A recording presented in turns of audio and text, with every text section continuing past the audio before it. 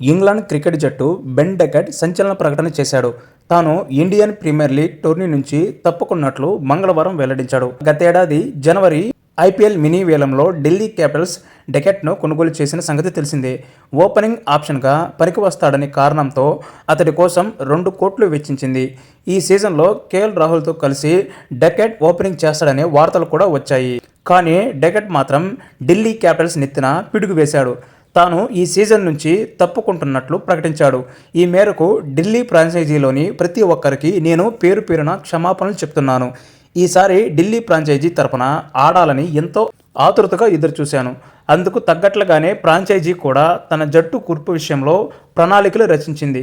కానీ నా నిర్ణయం వల్ల వారి ప్రణాళికలో మార్పులు చోటు చేసుకునే అవకాశం ఉంది.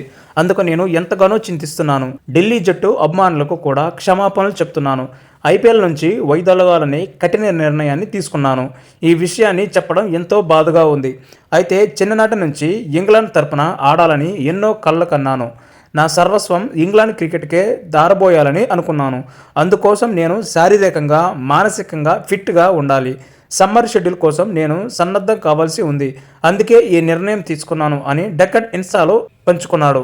ఇలా అకస్మాత్తుగా తీసుకున్న నిర్ణయం కారణంగా ఐపీఎల్లో కూడా ఆడకుండా అతనిపై 2 ఏళ్ల నిషేధం పడనుంది.